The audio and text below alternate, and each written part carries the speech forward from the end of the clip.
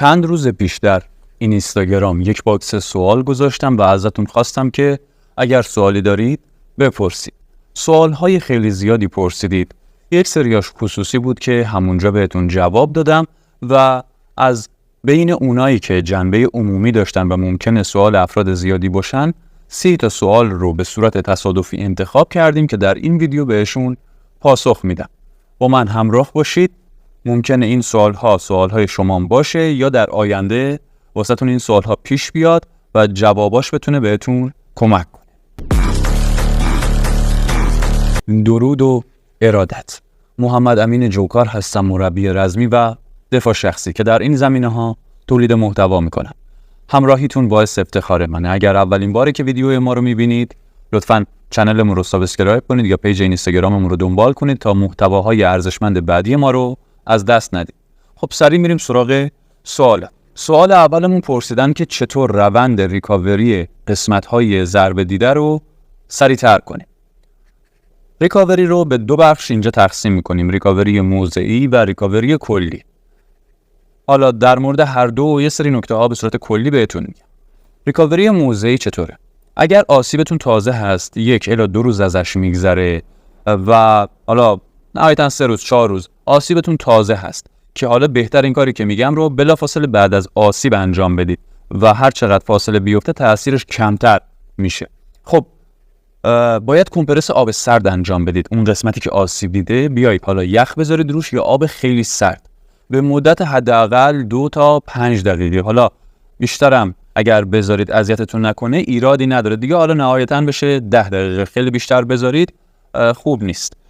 این حدودا میذارید روی قسمتی که آسیب دیده و سعی کنید حداقل 3 الی 4 بار در طول روز انجام بدید که باعث بشه روند ریکاوری بهتر انجام بشه. حالا یک سری دلایل داره که اگر خواستید بگید در موردش براتون کاملا ویدیو میسازم و توضیح میدم. حالا این برای آسیبی بود که تازه هست. اگر آسیبتون مدت زیادی هست که ازش میگذره ولی هنوز اذیتتون میکنه و درد دارید، حالا یا دستتون تا میخوره بهش درد میگیره، باید از کمپرس آب گرم استفاده کنید. آبی که نه دماش اذیتتون بکنه نه دیگه یه جوری باشه که مثلا اصلا حسش نکنید. باید آب گرم باشه، قابل تحمل تا جایی که میتونید گرم باشه و اذیتتون نکنه. بازم به همون شکل حداقل 2 تا 5 دقیقه و حداقل 3 الی 5 بار در طول روز باشه. خب این کار باعث ریکاوری موضعی میشه، یعنی اون قسمت سریعتر ریکاوری میشه. اما یک ریکاوری کلی داریم که اهمیت بیشتری داره. توی این ریکاوری کلی شما باید چیکار بکنید؟ باید به خوبی 8 ساعت خواب رو داشته باشید. حالا بیشتر هم بشه بهتر. خواب با کیفیت. سعی کنید یک جای کاملا تاریک باشید و ساکت که بتونید خواب با کیفیتی داشته باشید. در کنارش باید یک کاری بکنید که سطح هورمون رشد و تستوسترون توی بدنتون بره بالاتر. و در این زمینه یک پست آموزشی توی اینستاگرام گذاشتم که میتونید ببینید و به زودی حالا خیلی کاملترش رو هم میسازم و توی یوتیوب هم میذارم که استفاده کنید. مثلا مصرف عرق خارخاسک میتونه سطح تستوسترون شما رو بالا ببره، یا مثلا دوش آب گرم قبل از خواب میتونه سطح هورمون رشد شما رو بالاتر ببره، یا رژیم فاستینگ میتونه سطح تستوسترون و هورمون رشد رو به خوبی بالا ببره. برید آموزشش رو ببینید. راهکارهای زیادیه، همونطور که گفتم استفاده کنید. مثلا دوش آب سرد هم میتونه سطح تستوسترون رو توی بدن بالا ببره. خب پس باید سطح هورمون رشد و تستوسترون هم بره بالا تا سرعت ریکاوری بالاتر بره. و از طرفی باید به خوبی استراحت کنید، روی قسمتی که آسیب دیده فشار نیارید. مصرف مولتی ویتامین میتونه اینجا خیلی بهتون کمک بکنه، به خصوص اگر آسیب استخوانی داشته باشید. مکمل کالمرز پلاس K2 میتونه خیلی بهتون کمک بکنه برای ریکاوری استخوانی. خیلی خوبه، موادی رو داره که استخوان هاتون بهش نیاز داره برای ریکاوری و همه رو یک جا داره که باعث میشه ریکاوریتون خیلی بهتر بشه. حالا یا مولتی ویتامین یا کالمرز پلاس K2 یا حالا ویتامین ها به صورت جداگانه مصرف بشن تا ویتامین های مورد نیاز بدنتون مطمئن باشید که به خوبی داره تأمین میشه. و در کنارش یک تغذیه خوب هم داشته باشید که پروتئین خوبی داشته باشه، کربوهیدرات مناسبی داشته باشه، چربی به اندازه‌ای داشته باشه تا بدنتون به خوبی ریکاوریش انجام بشه. به این شکل شما یک ریکاوری خیلی خوب خواهید داشت و در کمترین زمان ممکن آسیبتون خوب میشه. البته ریکاوری به ژنتیک هم خیلی بستگی داره. در بعضی از افراد خیلی سریع ممکنه مثلا جواب بده، در بعضی از افراد ممکنه ریکاوریشون به صورت ژنتیکی طولانی تر باشه. خب سوال دوم، گفتن که استرس در هنگام درگیری و نتونستن ضربه زدن به مهاجم، خواستن که در موردش صحبت کنیم. در مورد کنترل استرس و ترس که یک آموزش خیلی کامل گذاشتم، حتما برید ببینید، این لینکش بالا میاد و براتون توی دیسکریپشن هم لینکش رو میذارم، حتما ببینید و استفاده بکنید. ترستون رو که کنترل بکنید، یک میزانی اون ضربه زدن به مهاجم و عملکردهاتون بهتر میشه و از طرفی هم باید تمریناتی داشته باشید که مناسب دفاع شخصی باشه. یکی از اشتباهایی که رزمیکارها انجام میدن و باعث میشه که از تکنیک هاشون نتونن توی خیابون استفاده کنن، اینه که میرن روی صدها تکنیک کار میکنن و هیچ کدوم به خوبی ملکه ذهنشون نشده. اگر دیده باشید توی ویدیوها، بوکسورها توی درگیری‌ها عملکرد خیلی خوبی داشتن. چرا؟ چون فقط چند تا حرکت دارن و تمام تمرکزشون روی همون حرکت هاست. انقدر تمرین کردن تا ناخودآگاه بترسن ضربه رو میزنن. اگر شما یک رشته غیر از بوکس مثلا کار میکنید، شما باید همین کار رو بکنید. 3 تا 4 تا حرکت رو به عنوان حرکت‌های اصلی برای دفاع شخصیتون بذارید کنار و به خوبی روشون تمرین کنید. اونقدر که تا سر یه چیزی بیاد به سمتتون، تا بخواید واکنش نشون بدید، اصلا دستتون خودش بره برای اجرا کردن.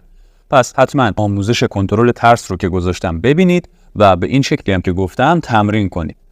و حالا این کنترل ترس انقدر نکته‌های زیادی داره که اگر بخوام کلی هم بگم طولانی میشه. پس حتما آموزشش رو ببینید. راهکاراش رو گفتم که چیکار کنید به خوبی بتونید ترس و استرستون رو کنترل کنید. گفتن سوال سوممون، گفتن که چطوری عضله شکم نچرال بسازیم.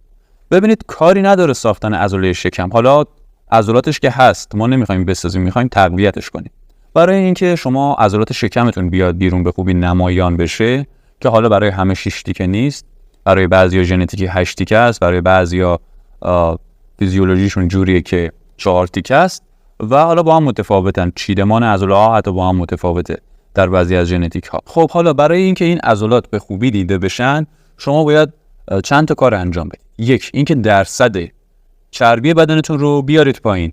چربیتون به زیر 12%، حدود 12% برسه، عضلات شکمتون به خوبی نمایان میشن. به 10% برسه عالی مشخصن عضلاتتون. یعنی اگر شما حتی شکم هم هیچ تمرینی نکنی، چربیتون به این حدود برسه، عضلات شما معلومه. ولی حالا اگر میخواید عضلاتتون برجسته باشه و به خوبی نمایان باشه، باید دیگه در کنار اینکه درصد چربیتون رو کم میکنید، بیایید عضلات شکمتون رو هم تمرین بدید. فقط مثل بعضی از افراد هر روز شکم نزنید. باید 2 الی 3 جلسه در هفته تمرین شکم رو انجام بدید. عضله شکم هم مثل عضله جلو بازو، مثل عضله سرشونه است. شما هر روز سرشونه میزنید، مثلا میرید باشگاه هر روز جلو بازو میزنید؟ نه. چرا؟ چون اگر بزنید بدتر عضله میسوزه، داغون میشه، آسیب میبینه. پس باید به اندازه باشه. 2 الی 3 جلسه در هفته تمرین قسمت‌های شکم پهلو و در کنارش یک رژیم مناسب و تغذیه مناسب برای کاهش چربی بدن. خب این 2 تا کار اصلی هست. حالا در کنارش مثلا اینکه شما چه نوع پوستی داشته باشید و یک سری راهکارهای دیگه هم هست که در کنارش مثلا میشه استفاده کرد که حالا اونها خیلی تخصصی میشن.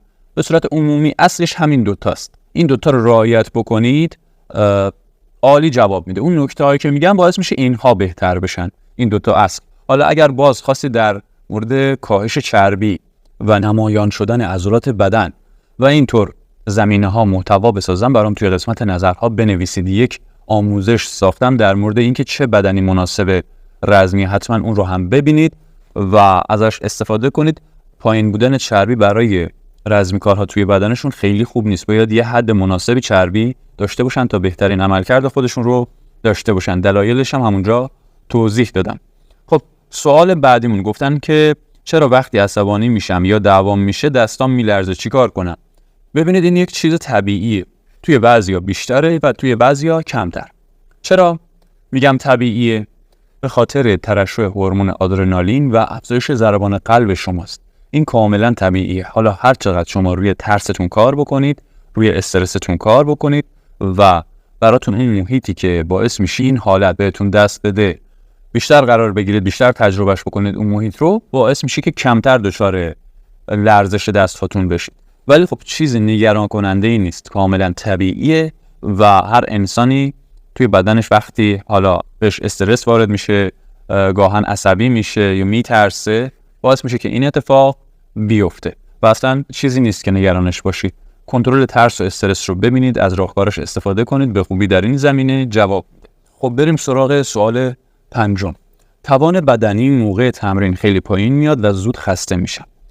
عوامل زیادی میتونه باعثش بشه و باید با مربی صحبت کنید، با یک مربی کاربلد، تا سوالهایی از شما بپرسه و شما رو یک آنالیز بکنه، ایراد کارتون رو پیدا کنه و بهتون بگه که میتونید به خودم هم پیام بدید تا این کار رو براتون انجام بدم. و حالا این عواملی که میگم بهشون توجه کن، اگر برطرف نشد پیام بده تا به خوبی سوالاتی ازت بپرسم و دقیق تر بهت بگم. یکی از دلایلش میتونه تغذیه نامناسب باشه. اگر شما به میزانی که به بدنتون دارید فشار میارید مواد مغذی و مقوی رو بهش نرسونید، باعث میشه که نتونه به خوبی خودش رو ریکاوری کنه و شما سر تمرین بی حال و بی جون باشید، زود خسته بشید. یا اگر خواب درست هم نداشته باشید، باز همین اتفاق میفته. پس خواب و تغذیه‌تون باید به اندازه باشه. در مورد تغذیه قبل از تمرین، بعد از تمرین، میزان پروتئین مورد نیاز رزمیکارها آموزش گذاشتم، حتما ببینید و استفاده کنید، بهشون توجه کنید. اگر این در این زمینه ایرادی داشته باشید، با دیدن اون آموزش ها میفهمید خیلی از رزمیکارها به خاطر این مشکل سر تمرین بیحال و بیجونن. خیلی یعنی به هم مراجعه کردن و وقتی بررسی کردیم دیدیم مشکل از تغذیه‌شون یا خوابشون. حالا در مورد برطرف کردن مشکلات خواب هم یک پست گذاشتم، 3 تا از راهکارهای مشکلات رزمیکارها رو گفتم، اون رو هم ببینید و ازش استفاده کنید. نحوه برطرف کردن مشکل بیخوابی رو هم اونجا گفتم. خب پس یکی از دلایلش رو تغذیه، یکی شد خواب. دلیل بعدی میتونه نوع تمرینتون باشه. مثلا اگر شما بیاید فراتر از سطح خودتون تمرین کنید، ممکنه جلسه اول بدنتون بکشه، به خوبی انجام بدید و فکر میکنید که سطحتون بالاست، اما جلسه بعد که میرید سراغ تمرین میبینید اصلا دیگه جون ندارید، زود خسته میشید و این به خاطر اینه که بدنتون ظرفیت ریکاوریش به اندازه سطح تمرینتون نیست. یعنی شما نیاز به زمان بیشتری برای ریکاوری دارید که باید حالا فاصله بین جلسات تمرینتون رو بیشتر کنید یا فشار تمرینتون رو کمتر کنید و به مرور فشار رو بیشتر کنید تا بدنتون بهش عادت کنه. وقتی شما تمرین میکنید، تمرین سنگین، اگر بدنتون تا تمرین بعدی ریکاوری نشه، یه میزانی از خستگی توی بدنتون باقی میمونه که بهش میگن خستگی ذخیره شده و این باعث میشه سر تمرین بعدی بیحال و بیجون باشید، زود خسته بشید.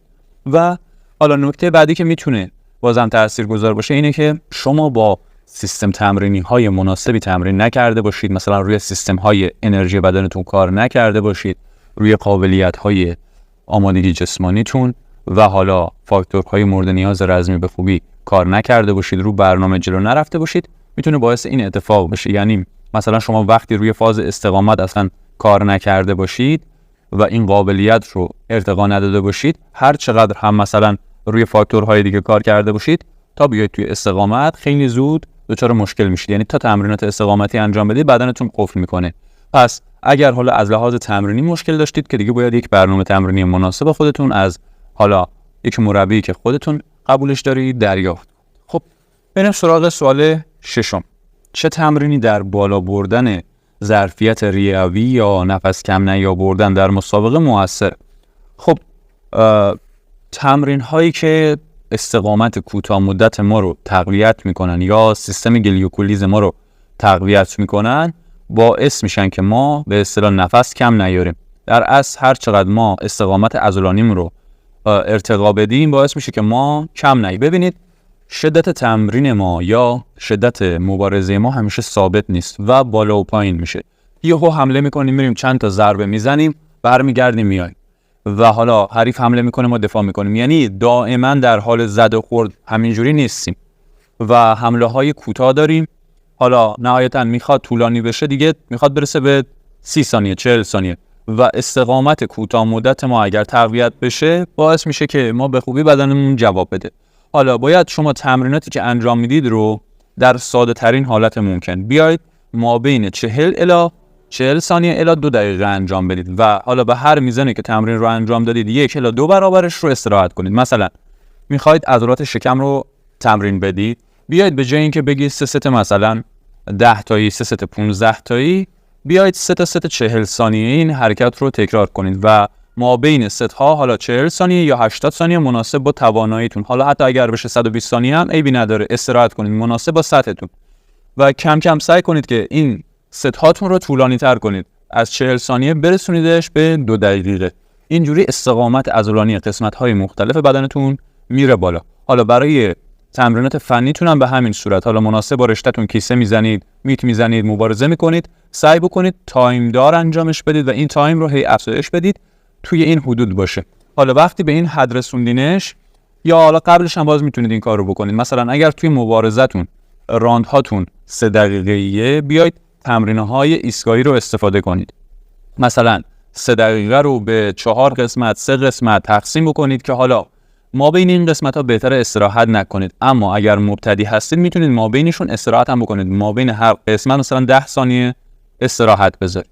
حالا مثلا 3 دقیقه میشه 3 تا 60 ثانیه، یعنی 180 ثانیه میشه 4 تا 40 ثانیه که ما میتونیم تمرین بکنیم، یا میتونیم یکی از این 40 ثانیه ها رو کم بکنیم و ما بین 3 تا ست دیگه، 3 تا ایستگاه دیگه تقسیمش بکنیم. خب مثلا میایم ایستگاه اول میذاریم تمرین شکم، ایستگاه دوم تمرین مثلا پایین تنه و ایستگاه سوم تمرین بالا تنه مثلا برای سرشانه و مثلا ایستگاه چهارم حالا یه تمرین فنی و حالا این رو هی تکرار میکنیم.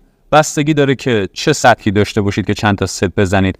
برای مبتدی تا متوسط 5 ست تا 10 ست میتونه خیلی خوب باشه و برای حرفه‌ای ها هم باز بستگی به اون سطحشون داره. تا 15 ست تا 20 ست تا 25 ست هم میتونه بره برای نتیجه گرفتن بهتر.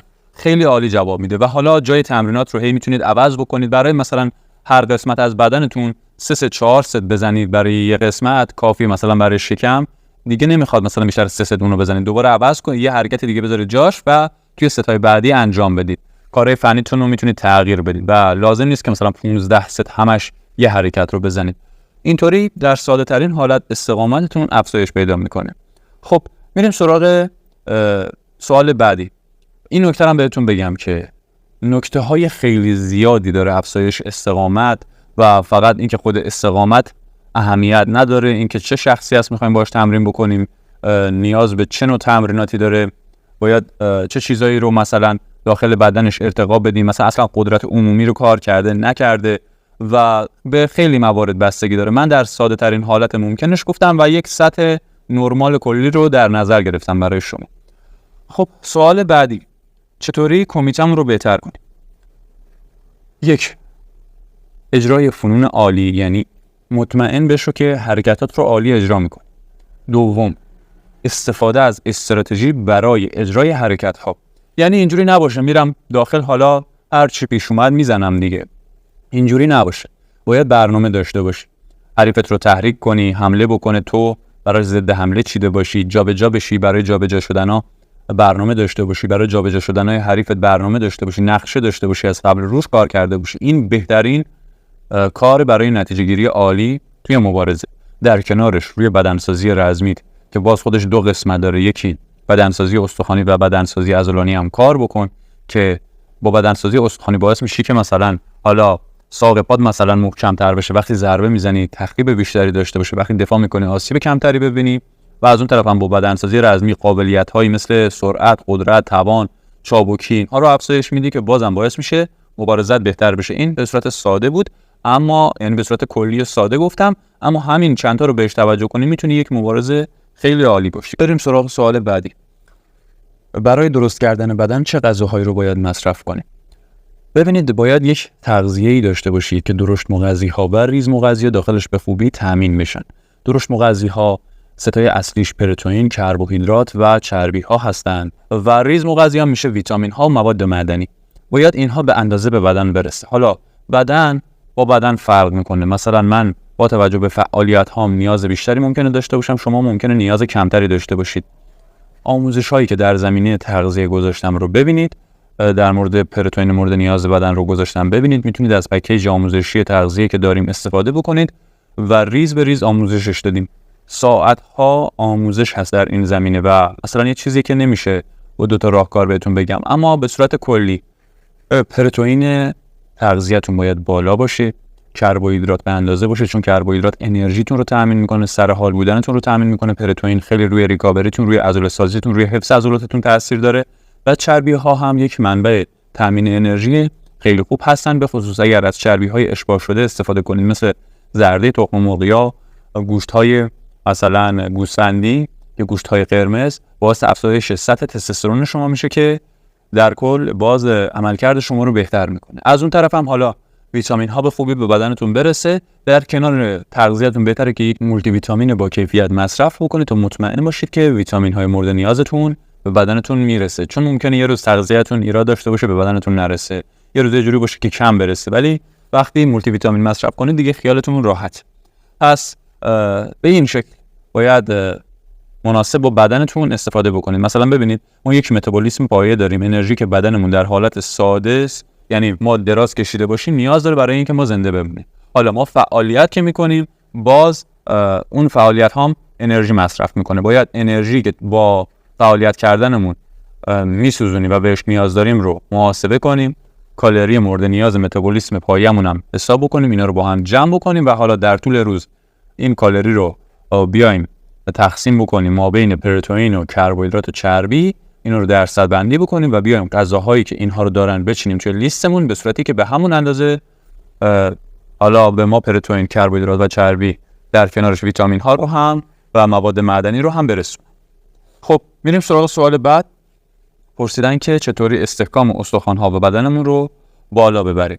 اگر منظورتون اینه که مثلا محکم‌تر بشین، که باید روی استخوان ها ریز شکستگی ایجاد کنیم با تمرین درست. یعنی وقتی ضربه بخوره باعث ریز شکستگی میشه استخوان ما، و با ریکاوری درست، رسوندن ویتامین ها و مواد معدنی و تغذیه درست که همون درشت مغذیا به ما خوب برسن، میتونیم اون ریز شکستگی ها رو ریکاوری کنیم. استخوان ما محکم‌تر میشه، تراکمش بیشتر میشه و به اصطلاح ما بدنمون استحکامش بیشتر میشه. برای عضلات هم باید تمرین مقاومتی داشته باشیم که عضلاتمون تقویت بشن و هم با ضربه بیایم پوست رو ضخیم‌تر کنیم، بافت‌های عضله رو عادت بدیم، تقویت بکنیم و عصب‌ها هم حساسیتشون کمتر بشه.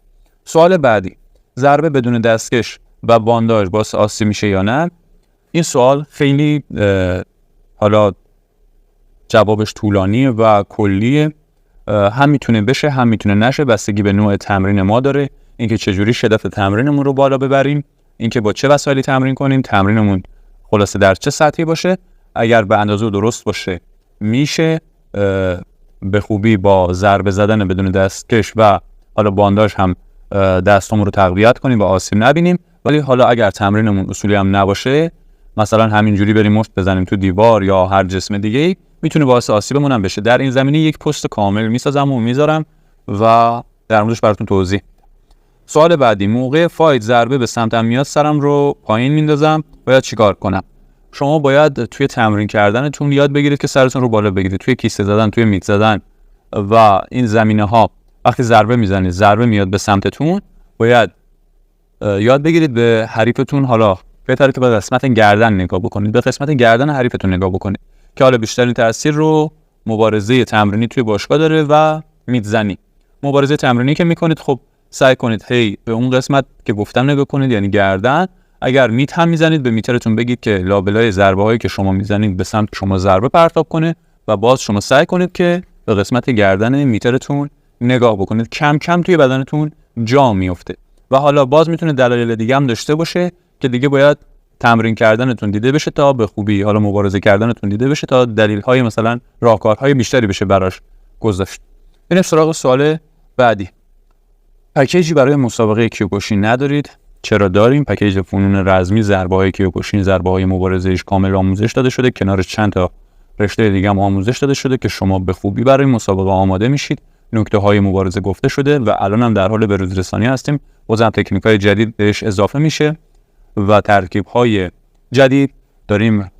قهرمان‌های بزرگ رو آنالیز می‌کنیم، فنون فایترهای بزرگ دنیا رو هم می‌خوایم، اونایی که کاربردیان، اونایی که خیلی عالی جواب داده اون اجراهاشون رو بیاریم در قالب استراتژی‌ها به پکیج اضافه کنیم که شما توی مبارزه بهترین نتیجه رو بگیرید. یعنی شما مثلا اگر بخواید به صورت تجربی خودتون برید جلو، نهایتش اینه که چند تا تکنیک برای خودتون خلق میکنید، ولی خب فقط چیزی هست که خودتون بهش رسیدید. ولی با این دوره شما به چیزایی میرسید که کلی از رزمیکارهای بزرگ کلی سال تلاش کردن تا بهش رسیدن. تجربیات ما هم در کنارش قرار میگیره و نتیجه 20 سال تمرینات و تجربه و تحقیقات من هم کنارش هست و باعث میشه که نتیجه خیلی خوبی بگیرید. خب سوال بعدی، نحوه قوی شدن ضربه‌های جودان و ران پا. خب تو این زمینه تمرینات مختلفی هست، بستگی به سطح شما داره. مثلا اگر مبتدی باشید باید تمرینات قدرتی معمولی داشته باشید، تمرینات مقاومتی معمولی و تعداد زیاد اجرای ضربه، افزایش موبیلیتی لگن و انعطاف پذیری میتونه تاثیرگذار باشه. حالا اگر مثلا از سطح مبتدی اومده باشید جلو، تمرینات قدرتی رو انجام داده باشید که عضلات پاتون رو تقویت کرده باشید، مثل اسکوات ساده، مثل این نوع تمرین ها، و موبیلیتی لگنتون هم خوب باشه، انعطافتون هم خوب باشه، موبیلیتی میشه افزایش دامنه حرکتی مفصلی و انعطاف پذیری میشه افزایش دامنه حرکتی عضله. اینا خوب باشه، میتونید دیگه بیاید سراغ تمرین‌های انفجاری، تمرین‌های توانی. تمرین‌های انفجاری تمرینایی هست که شما با نهایت سرعت و قدرت اون ضربه رو اجرا میکنید و حالا در بیشتر مواقع با وزنه اجرا میشه که میتونید وزنه شنی مچ پا ببندید و با پاتون ضربه ها رو اجرا کنید، یا کش به پاتون ببندید و باهاش ضربه ها رو اجرا بکنید که با سرعت و قدرت بالا، با نهایت سرعت و قدرت باید اجرا بکنید که بهتره 10 ثانیه اجرا بکنید، 60 ثانیه استراحت بکنید و حداقل 10 ست داشته باشید. خب حالا این به صورتی بود که تمرینمون انفجاری بود و توانی هم محسوب میشه به اون شکلی که بهتون گفتم تمرین بکنید و خیلی عالی جواب میده. پس مبتدی بودید به اون شکل تمرین کنید و به جای تمرین های مثلا مقاومتی ساده دیگه مثلا به جای اسکوات ساده از اسکوات جهشی استفاده بکنید و حالا حرکت های دیگه پای که میخواید استفاده بکنید به صورت انفجاری اجراش بکنید با نهایت سرعت، با قدرت، یا نهایتا اگر وزنتون سنگین بود برای اینکه آسیب نبینید باز با یه سرعت معقولی اجراش بکنید. مناسب با وزنتون باید شما تمرین بکنید، ولی خب مثلا بهتره که وزنتون رو یه حد مناسبی بگیرید که بتونید باهاش با سرعت خوبی، با سرعت بالایی حرکت ها رو تکرار بکنید. اینطوری تاثیرگذاریش بیشتره و به مرور وزنتون رو سنگین تر بکنید. خب به این شکل تمرین بکنید، ضربه هاتون هم قدرتش میره بالاتر، هم خیلی سریعتر میشن و بهتر میشه. میریم سراغ سوال بعدی. چیکار کنیم ترسمون از چاقو بریزه؟ چطور در مقابل چاقو، قمه و غیر این نوع سلاح‌ها از خودمون دفاع کنیم؟ خیلی این سوال از من پرسیده میشه و باید بهتون بگم که همونطور که مثلا توی پیجم میبینید، توی کانالمون میبینید، یا بچه‌هایی که با من حضوری کار کردن، من در زمینه سلاح خیلی سختگیرم و میگم که شما دست خالی نباید با کسی که سلاح داره درگیر بشید، ریسک زیادی داره و فقط زمانی که مجبور بشید باید از استراتژی استفاده کنید. مثلا دفاع در مقابل چاقو رو گذاشتم، لینکش رو این بالا میذارم، برید ببینید. باید از این نوع اصول ها و استراتژی هایی که گذاشتم استفاده بکنید. از یک حالا چوبی، سنگی، چیزی که توی اون محیط در دسترستون هست استفاده بکنید و از فلفل که حالا توی آموزش گذاشتم برید ببینید و گفتم چطوری استفاده بکنید، میتونید به خوبی بهره ببرید و استفاده بکنید. از این راهکارها باید استفاده بکنید. درگیر شدن، ضربه زدن، تکنیک زدن، اون یعنی دیگه آخرش که دیگه هیچ راهی نداری، به بنبست خوردی و ریسک بزرگی داره که حالا اونم باید تو باشگاه تکرار و تمرین زیاد داشته باشه. به خاطر همین من آموزشی در این زمینه نمیذارم، چون نمیرن تمرین بکنن و باعث آسیبشون میشه. پس حتما اون آموزشی که گذاشتم رو ببینید و از این روش ها استفاده بکنید.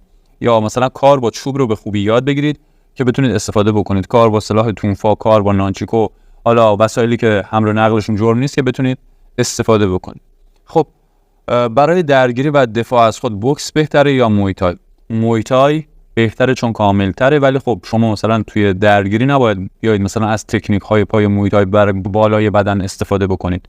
از مویتای بیشتر حالا توی فنون مثلا ضربه های دستش و حالا اون درگیری یا کلینچش استفاده بکنید. ضربه های پا فقط برای پایین و کاربردی تر، بدن ضربه خورتر، ضربه هاتون تخریبگرتره، بیشتر جواب میده. ولی خب باز بوکس هم رشته بدی نیستا. انتخاب من مویتای است که حالا دلایل زیادی هم در موردش دارم. توی باشگاه گدان میخورم، درد نداره، اما میرسم خونه سرد که میشم، از درد شب نمیتونم بخوابم. چرا؟ ضربه هایی که داری میخورید در سطح بدنت نیست، حالا یا سطح ضربه ها زیاده یا تعداد اجرای ضربه ها زیاده، بدنت نتونسته به خوبی ریکاوری کنه خودش رو و هی به مرور باعث شده که تو به این مشکل برسی. یعنی مثلا این جلسه ضربه خوری تمرین کردین، جلسه بعدی هم دوباره ضربه خوری تمرین کردید، باعث شده فشار بیاد رو اون نقطه و باعث آسیبت بشه. پس این کار رو دیگه انجام نده. هفته ای نهایتاً 1 الی 2 جلسه تمرین ضربه خوری هم داشته باش و اینکه فعلا دیگه تمرین ضربه ای نکن روی اون قسمت تا زمانی که پات خوب بشه. یه برهه زمانی استراحت بکن، 1 ماه حداقل 45 روز بهش استراحت بده، نگرانش نباش و دوباره برگردی به تمرینات ضربه خوری برای اون قسمت مقاوم میشه. فقط به خوبی بهش استراحت بده و تغذیه خوبی داشته باش تا ریکاوری بشه. خب نیاز به استراحت داره، نیاز به ریکاوری شدن داره. میریم سراغ سوال بعد. تمرین افزایش قد زیر 18 سال. تمرین های کششی میتونن تاثیرگذار باشن، تمریناتی که کشش توی کل بدن ایجاد میکنن، اما اصلش به تغذیه و ژنتیکه. تغذیه‌تون باید مناسب باشه و یه جوری باشه که هورمون‌های بدنتون به خوبی تنظیم باشن و حالا ژنتیکتون هم خیلی تاثیرگذاره. حالا تغذیه‌تون مثلا باید یه جوری باشه که شما سطح تستوسترون و هورمون رشدتون توی بیشتر ساعت‌های روز بالا باشه. مثلا رژیم فاستینگ در این زمینه خیلی میتونه بهتون کمک بکنه. البته نهایتاً مثلا 1 الی تا 3 روز در هفته، 1 الی 2 روز کافیه دیگه. حالا 3 روز مثلا برای کسایی که نهایتاً اضافه وزن زیادی دارن. رژیم فاستینگ خیلی روی این زمینه تاثیرگذاره. مصرف پروتئین خوب، مصرف ویتامین ها به خوبی، انجام ندادن تمرین هایی که خیلی ته پاتون محکم میخوره زمین و حالا مثلا فشار زیاد آوردن به بدنتون که باعث بشه ریکاوری نشید. اینها اگر بهشون توجه بشه شما به خوبی رشد میکنید. حالا یه سری نکته هم توی هایلایت های پیجمون گفتم، در این زمینه میتونید برید ببینید توی هایلایت های نکات مفید. خب سوال بعدی، بدنسازی رفتن موجب کند شدن بدن میشه؟ ببینید این یه سری نکته ها داره. اگر بیاید تمرین بدنسازی رو به تنهایی انجام بدید، آره، چون ما توی رزمی انقباض‌های تون می‌خوایم، انقباض درونگرا، برونگرا و انقباض ایزومتریک. خب ما می‌خوایم تون انقباض داشته باشیم. حالا توی بدنسازی ما میایم آروم وزن میزنیم، به روش پرورش اندام ما میایم آروم وزن میزنیم. این باعث میشه که سرعت انقباض‌های ما بیاد پایین و همین واسطه حالا اگر وزنه میزنید حداقل سمت حالا یا مثلا قسمت مثبت حرکت توی جلو بازو میاریم بالا، تند انجامش بدید، به صورت انفجاری انجامش بدید و حالا برگشتش با سرعت متوسط. اینطوری باعث میشه که نتیجه بهتری ازش بگیرید و باعث کند شدنتون نشه. یا حالا در کنار همون تمرینات پرورش اندامتون تمرینات انفجاری دیگه‌ای داشته باشید. کنار پرس سینه میای شنا جهشی میزنید. بهتره که به صورت سوپر هم باشه. حالا وقتی این کار رو انجام میدی باعث میشه که اون تاثیر منفی ایجاد نشه، ولی خب باید شنا رو با نهایت سرعتت به صورت انفجاری اجراش بکنی، شنای جهشی رو بزن. خب این موضوع به اینم بستگی داره که شما آنالیز بشید بدنتون نیاز داره به سبک تمرین بدنسازی یا نه، به سمت انفجاری برید نرید، مبتدی هستید مثلا کار کرده هستید، بدنتون به وزن زدن عادت داره، اینا باید سنجیده بشه. اما من دارم به صورت کلی میگم. پس گفتم اگر فقط به روش بدنسازی کار بکنیم، آره کندمون میکنه، اما اگر کنارش تمرینات انفجاری داشته باشیم یا حرکت ها رو در قسمت مثبت به صورت انفجاری انجام بدیم، باعث میشه که سرعت ما افت نکنه و قابلیت هامون تقویت بشه. حالا باید در کنارش روی موبیلیتی و انعطاف پذیریتون رو هم کار بکنید. ببینید ما قابلیت‌های آمادگی جسمانی و قابلیت‌های مورد نیاز رزمی زیادی داریم که باید روش کار بشه. متاسفانه اصلا مربی‌هایی که شاگرد دارن به این موضوع توجه نمی‌کنن چون اصلا علمشو ندارن و من دارم به صورت کلی بهتون میگم. وگرنه مثلا تمریناتتون کلا مرحله بندی بشه، کی به صورت ساده تمرین بکنید، کی بیاید توی فاز انفجاری، کی از تمرینات توانی استفاده بکنید، کی روی کدوم سیستم انرژی بدنتون کار، تامین انرژی بدنتون کار بکنید و توی کدوم قسمت ضعف دارید بیاید روی اون کار بکنید. خیلی موضوع ها هست که باید بهش توجه بشه و حالا به پکیج بدنسازیمون داره قسمت علم تمرین اضافه میشه که میتونید استفاده بکنید. اونجا کامل این نکته ها رو میگم دیگه. خودتون از 99% مربی های توی ایران بهتر این موضوع ها رو میفهمید و میتونید دیگه به خوبی تمرینات مناسب خودتون رو انجام. خب بریم سراغ سوال بعدی. برای درد کل استخوان‌های بدن چه قرصی مصرف بشه؟ باید برید دکتر. مربی رو با دکتر اشتباه نگیرید. حالا من میتونم مثلا چیزا بگم که مفید باشه و شاید هم کاملا خوبتون بکنه، اما باید برید دلیل اون درد استخوان‌هاتون رو بفهمید. اگر به خاطر تمرین باشه، میخوای زودتر ریکاوری بشه، کالمرز پلاس کادو مواد و ویتامین‌های مورد نیاز ترمیم استخوانی رو داره و باعث میشه که استخوان‌هاتون خیلی بهتر ریکاوری بشن یا سلامتیشون بیشتر تضمین بشه. خب ولی خب اگر درد همیشگی دارید و تو هر شرایطی درد دارید، اصلا ربطی به تمرین نداره، حتما برید دکتر. سوال بعدی، چیکار کنیم بدنمون در ضربه خوردن دوام داشته باشه؟ تمرین‌های مقاومتی، تمرین‌های ضربتی 1 الی 2 جلسه در هفته.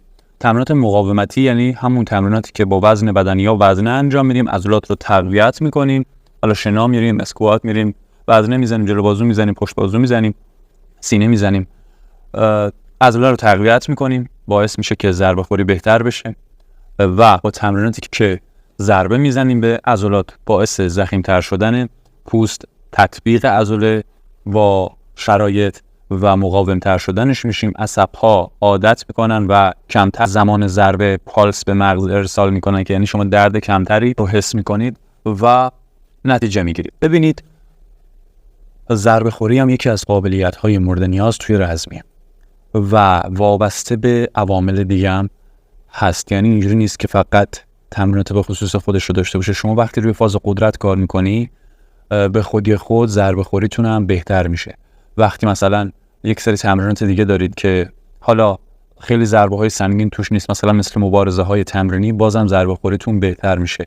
بدنتون به مرور خودش رو تطبیق میده و یه چیز زمان بره، خیلی زود به دنبالش نباشید که بهش برسید. ژنتیک هم خیلی تاثیر داره. در این زمینه یک آموزش گذاشتم، آموزش رو حتما ببینید. لینکش رو براتون هم توی دیسکریپشن میذارم، همین بالا میاد، ببینید. سوال بعدی، وقتی حریفمون خیلی تو مبارزه پا میزنه یا شلوغ کاری میکنه چیکار کنه؟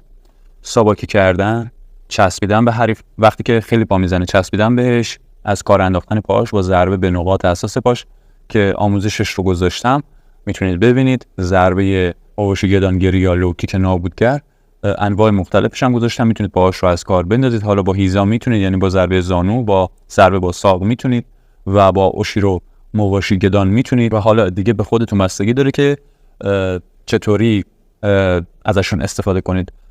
جا به جا بشید، بچسبید بهش، یعنی وقتی میچسبید بهش هم ساده وای نستید، جا به جا بشید، بچرخید دورش و ضربه بزنید.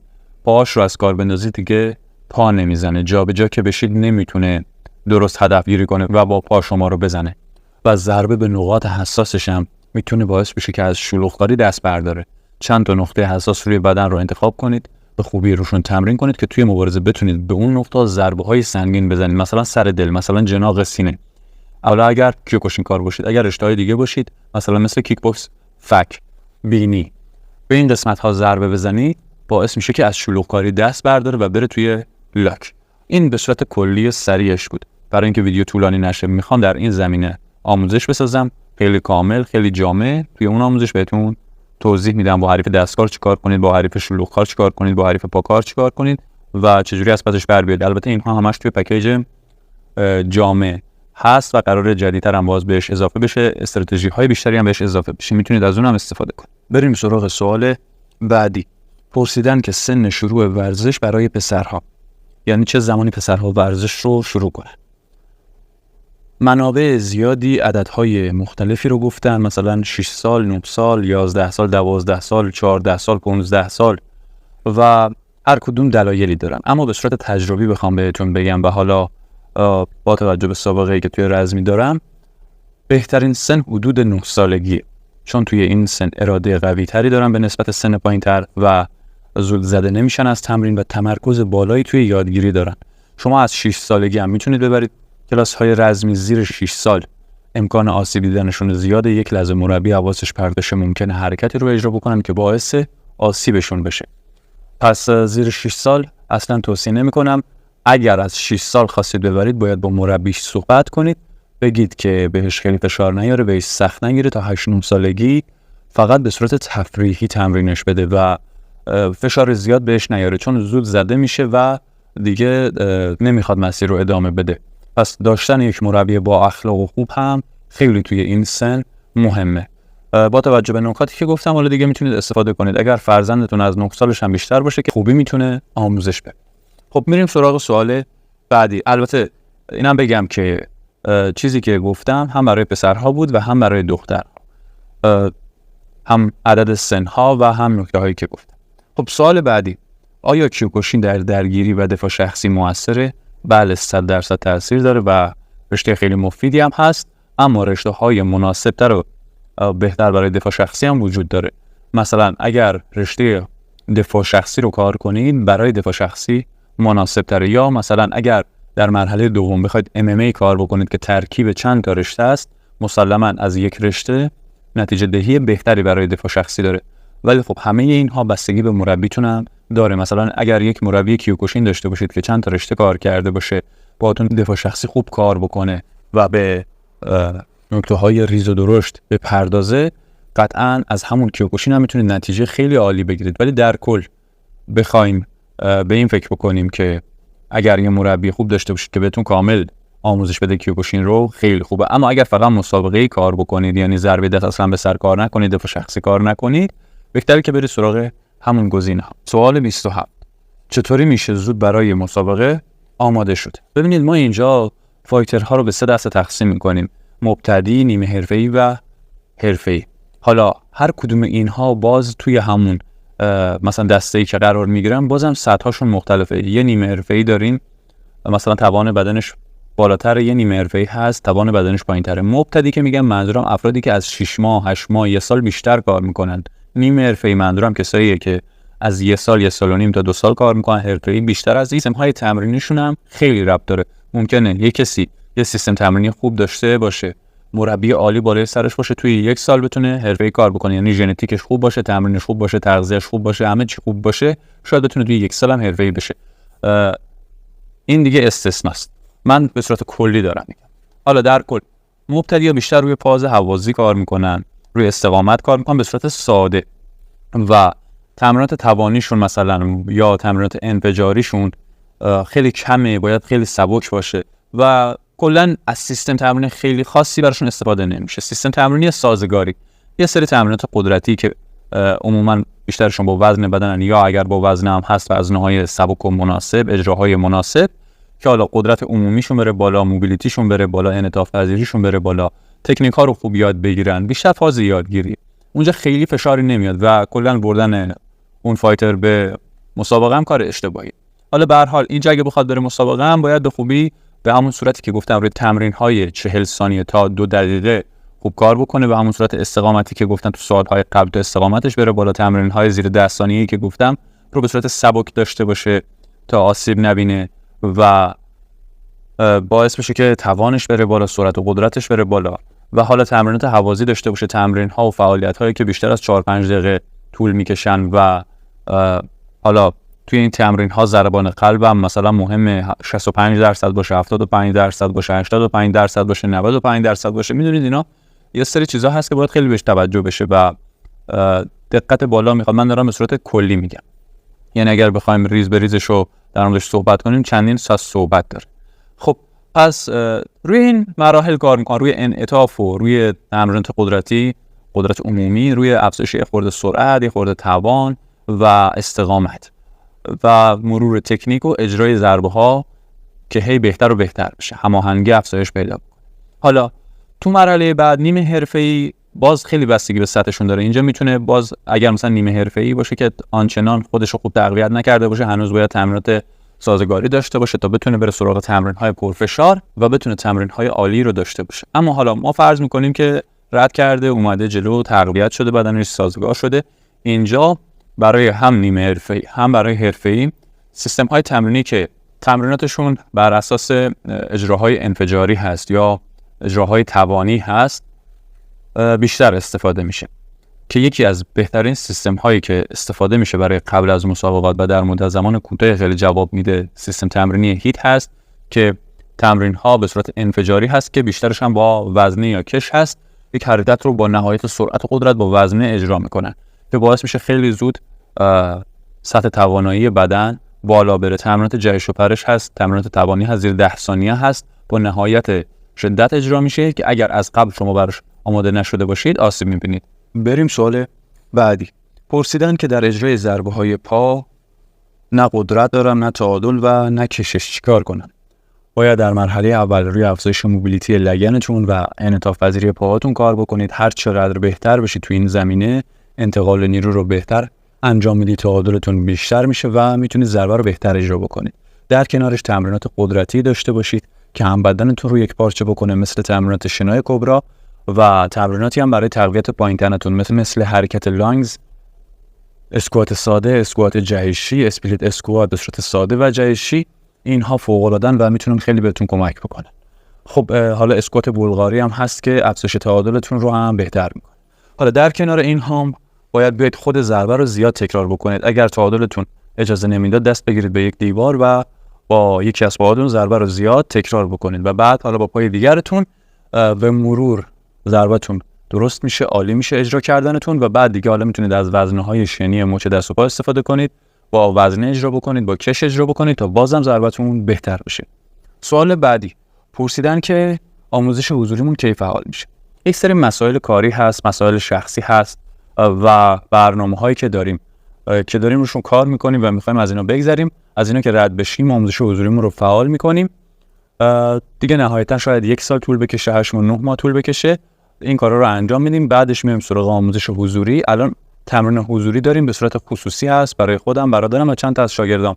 دیگه برای بقیه نیست که حتی به عنوان خصوصی بخوان بیان کار بکنن.